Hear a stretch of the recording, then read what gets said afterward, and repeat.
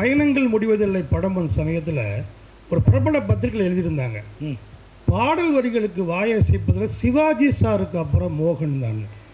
Acting, expression, டைலாக்லாம் சிவாஜி சாருக்கு அப்புறம்னு ஒரு லிஸ்ட்டு கொடுப்பாங்க. கமல் சார் ஒரு லிஸ்ட்டு கொடுப்பாங்க. ஆனால் ஒரு பிரபல பத்திரிக்கை என்னென்னா பாட்டுக்கு வாய் அசைக்கிறதில்ல, நெக்ஸ்ட்டு சிவாஜிக்கு அடுத்ததுன்னா மோகன் தான் சொல்லியிருந்தாங்க. நீங்கள் ஒரு வேற்று மொழியிலேருந்து வந்தவர், என்ன சிரத்தை எடுத்துக்கிட்டு அதை பண்ணீங்க, எப்படி அதை அச்சீவ் பண்ணீங்க? ஒன்றும் இல்லை சார், ரொம்ப பாலு சார் குரல் கேட்டாலே தானாகவே வாய் அசைக்கும் சார். ஆனால் அவர் அவ்வளோ ஃபீலிங்காக தான் பாடியிருப்பார் எல்லா பாடல்களும். அது கொஞ்சம் கேட்டு அப்படி பண்ணேன், அவ்வளோதான். இல்லை ஒன்றும் ஜஸ்ட் லைக் இட்ஸ் பிகாஸ் அவர் நீங்கள் பாலு சார் அந்த பாட்டு அதில் கேட்டிங்கன்னு வச்சுங்க, இந்த மணி ஓசை கேட்டு எழுந்துங்கிறதாகட்டும், வைகிரியில் வைகை கரையில் ஆகட்டும், இளைய நிலாகட்டும், அந்த பாட்டு கேட்கும்போதே யூ ஃபீல் லைக் நீங்களே ஆடணும், பாடணும், சோகத்துலேயும் எல்லாமே அது தானாக வரும். இன்ஃபேக்ட் என்னோட பெஸ்ட் அவார்டே பாலு சார் சொல்லியிருக்கிறது தான் எனக்கு. ஆமாம்,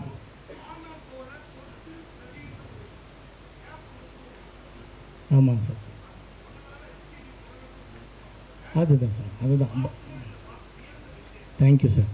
அது எஸ்பிபி சார் அவரோட அவார்டு தான் எனக்கு மிகப்பெரிய அவார்டு. அவர் சொல்லியிருக்கிறத நான் பாடுறேன்னா மோகன் பாடினான்னு கேட்குறாரு, you are so good in that, good லக்குன்னு சொன்னார் பயணங்கள் முடியுது இல்லை டைமில்.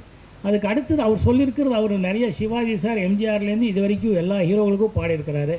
அவர் கணக்குப்படி அவர் வீட்டில் சொல்லியிருக்கிறது, வெளியில் முதலெல்லாம் சொல்லியிருக்கிறது, அவருக்கு பாட்டுக்கு கரெக்டாக நடிச்சிருக்கிறாருங்கிறது என்னை முதல்ல பேர் சொல்லியிருக்கிறார். அதுதான் greatest blessing and award. Thank you sir. மோகன் சார் அவர் கேட்டது தான் அதோட ஃபாலோ அப் தான் சார். மோகன் சார் இங்கே சொல்லுங்கள். அதாவது குங்குமச்சிமிழ், ஏன்னா நானே ஒரு ஞாபகம் மறதிக்கிறேன், ஆனால் உங்கள் படங்கள் இன்னமும் எனக்குள்ளார ஓடிட்டு இருக்கு. இந்த கூட்ஸ் வண்டியில் ஒரு அதுவாகட்டும், ரெட்டைவால் குருவி நீங்கள் சொன்னீங்க, அப்போ அவ்வளோ அளவுக்கு அவர் சொன்ன மாதிரியே தான் அந்த பாட்டுக்கு அந்த முக அசைப்பெல்லாம்.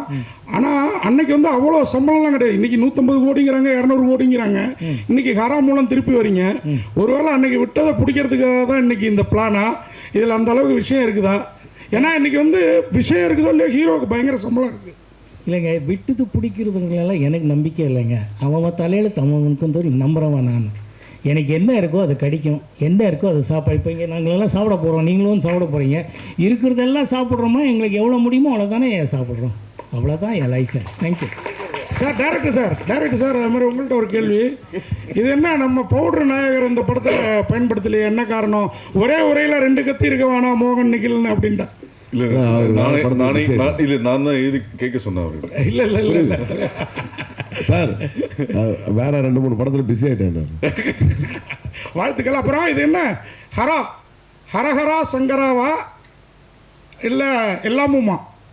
சிவனோட 1008 பேரில் ஒரு பேர், தீமையை அழிப்பவன் பகைமை ஒழிப்பவன் சொல்லிட்டு, அதனால ஹரான்.